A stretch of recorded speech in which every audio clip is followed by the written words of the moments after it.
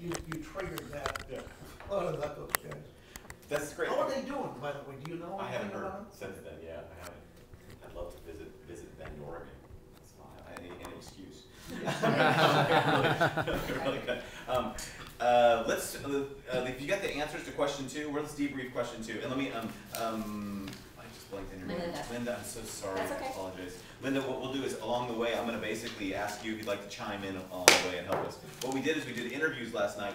We did these 3 questions. And question 2 is, what do you value most about Village Presbyterian Church? What activities or ingredients or ways of life are most important? What are the best features? What we did last night was question 1, which is where we talked about that sense of energy. Where were you most alive, most motivated? We captured those things here on this piece of paper, which is I'm going to do here. And then what we did is we collect the themes over here. So I'm going to do another capture, and then we'll go back to collecting themes.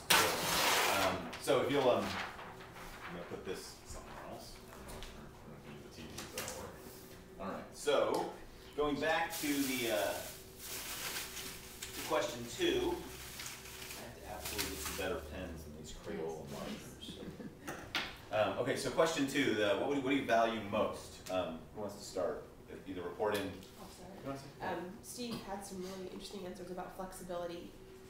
People can try new things. He says yes to everything because why not? If you want to have a hiking club, sure, you should do it. So he's flexible. People have the opportunity to do something that's spiritually focused or maybe not so spiritually focused.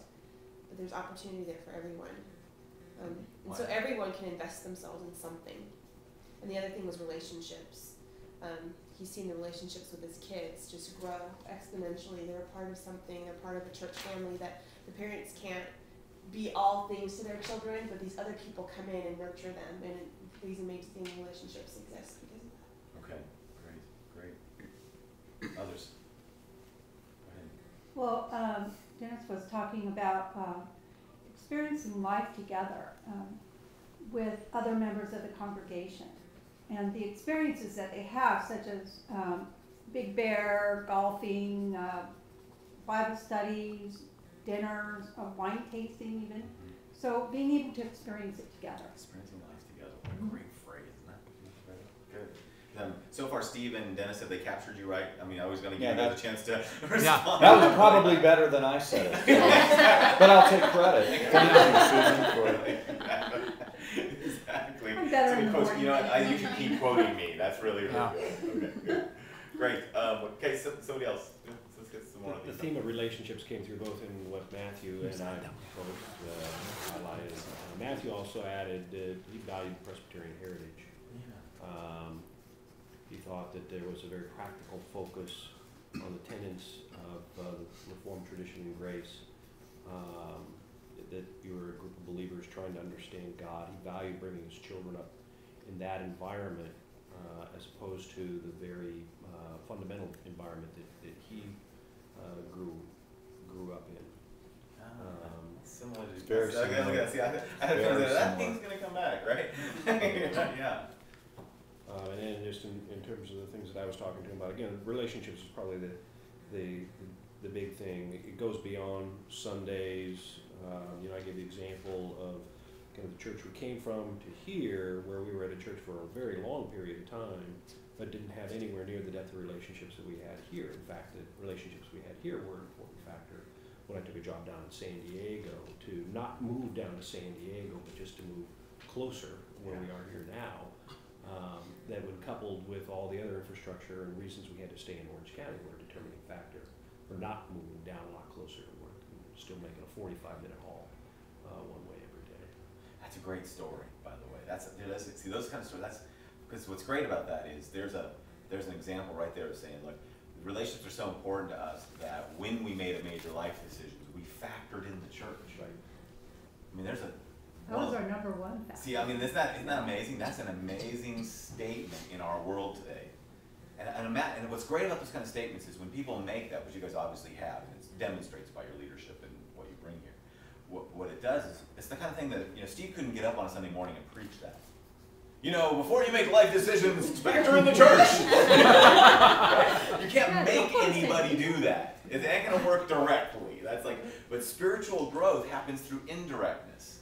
Right? That's one of the big things about Dallas Willard's whole thing is that spiritual transformation happens indirectly. So as you have relationships in quality and depth, you said we were at the church you're at for a long time, so we didn't have the depth of relationships we have here. The relationships we have here are so much that when I took a new job in San Diego, I'm willing to commute 45 minutes every single day so I can be connected to you guys. There's a statement in there that you can't make happen, but is happening. And that's a really great piece to think in the middle of that. Great. To follow up on that theme, Susan mentioned right off the top relationships, and I like what she said that they're not only key as we worship and work together, but they're encouraging, and that it's that encouragement a lot of times that brings energy. So I really that was great. Kirsten talked about extended family, that she's here apart from her biological family, and so as her with her son and her husband, there's a sense of connection to something larger, and just the interaction between families that she really has grown very fond of.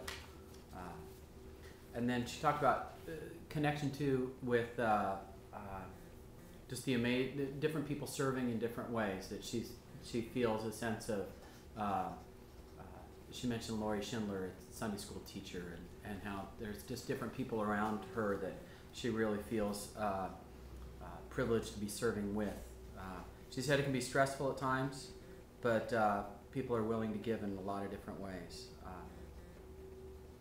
Yeah, you mentioned this privilege piece. Privilege to serve with is a little bit different than I heard it yesterday. There's some piece about that that's important to you. Yeah, I guess it's being allowed to be part of something bigger than yourself, you know? So these people are willing to step up and take on these roles and be that to your kids, certain things to your kids, or, it's, I don't know.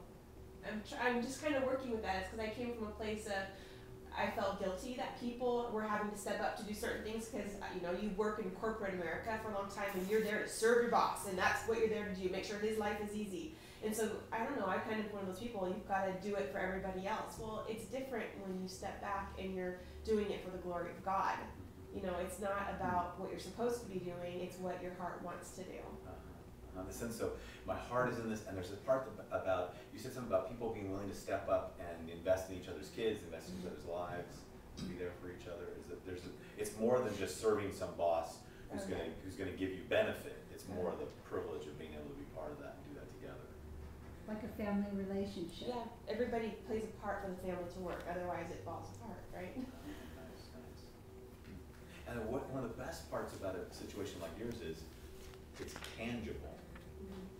There isn't, the reality is, we have lay people who will say stuff, oh, we'll take care of it all, and, half the time my staff sits back and goes, go ahead, okay, go ahead, I'm still on the clock, as soon as you guys are all tired, we'll finish cleaning the kitchen, well, the reality is, in your situation, if you don't do it, it doesn't get done. It doesn't get done. Really, we have, and so it really is, people have to, there isn't any boss who's gonna tell you, hey, you didn't do this, if you don't do it, you gotta take responsibility for it. And you start realizing it really is a privilege to be alongside people who take as much responsibility in this as I do, who care about this as much as we do. Yeah, that's cool. Responsibility isn't a popular word these days. Yeah, there's a couple, I think one of the parts that I thought about last night is I actually think you guys have some hard words in your ethos that I want you to wrestle with. I think responsibility is one of them. I think commitment's another one. And one of the parts I want you to wrestle with, this is just, and if I'm wrong on this, this is the reason why you have me come in from the outside, because you can go, yeah, that's not it. I actually think that part of your ethos is in some of that strength. And that partly, we live in a world where we're told that if you ask people to commit, if you ask people to be responsible, if you ask people to step up, to step in, to rearrange their lives, well, they ain't gonna come. They're not going to do it. Meanwhile, you guys are saying it's the most life-giving thing around. But so there's a paradox going on in your identity that I want you guys to think about how to embrace as part of your strength. That maybe it's almost like we're setting up two different expectations. And instead